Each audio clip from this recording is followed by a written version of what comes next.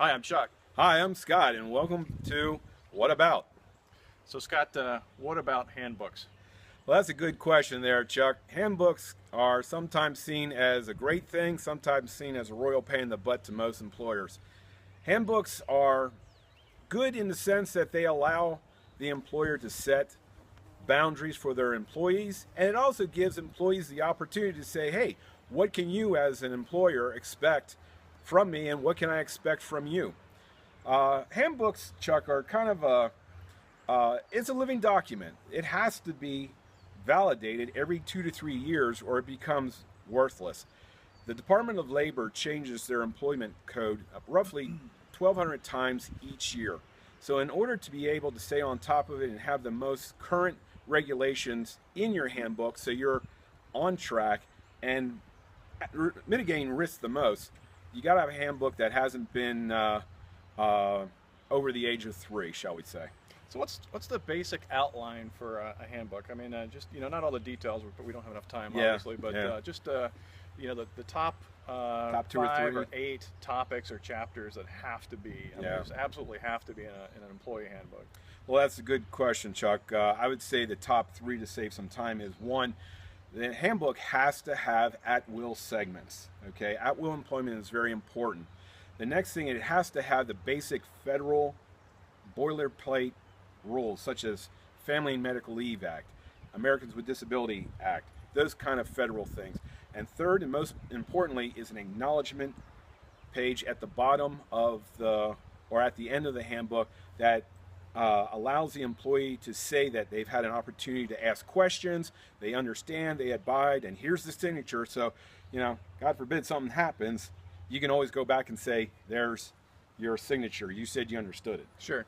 Well, the things that are compliance centric, federal and state, is it necessary to rehash that content, or how necessary is it, or are we talking about employer specific policies related to things like EEO or whatever? Are these just generic statements that an Yeah. employer has to make, or are they specific to what the employer's policies are regarding those topics? Right.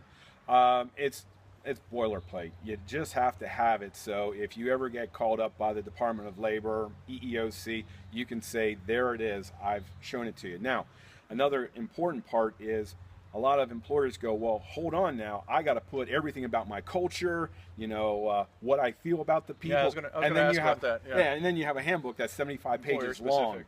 You know, you have to find that balance between the regulatory aspects and company culture. It shouldn't be any more than 35 pages.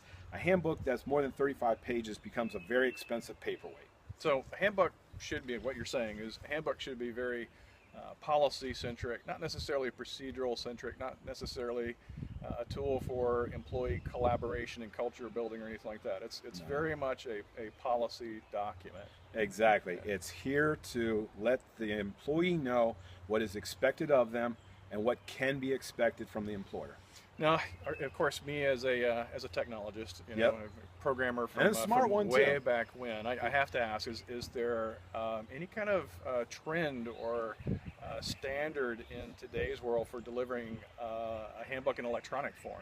Like a web portal or something like that, or does it really still need to be a true paper document that is with an ink signature on it, or can it be electronic? It has to be, in my opinion, electronic.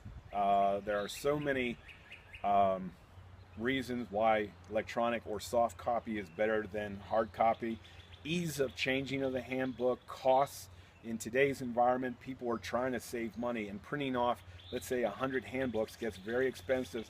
If you update your handbook each year, which you're supposed to do, then doing it like Everyone does, of course. of course they do. Then doing it electronic is much better. And you could probably talk more towards the electronic signature aspect and what the legal aspects.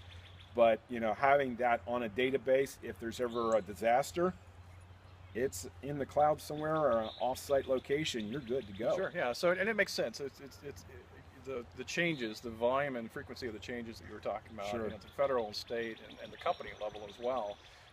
To me, it just makes a lot of sense to make it electronic, dynamic.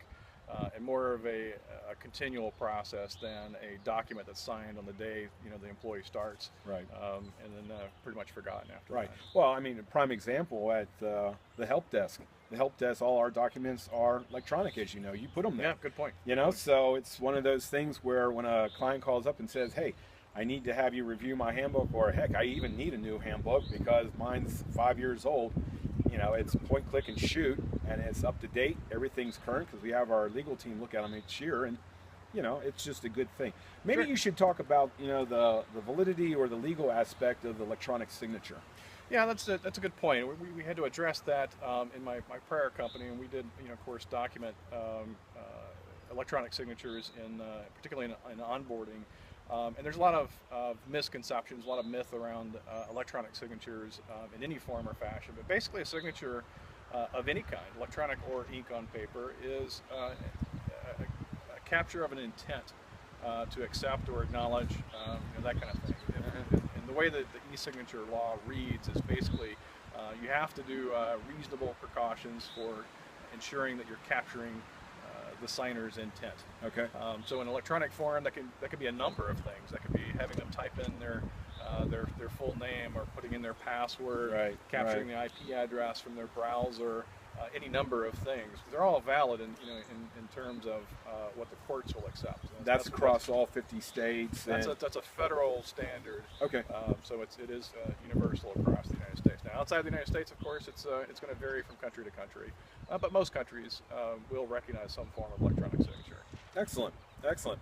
So, Scott, any other thoughts on handbooks? No, I think that's about it. If you have any questions about it, feel free to go onto our website. There's a contact us. You can call us, or you can go into inquiries. Love to have a conversation about your questions, and we're here to help you. Thank you very much. Come back often. We're going to have more segments. So that's about it. Welcome to What About? Thanks, Scott. Thank you, Chuck. Bye-bye.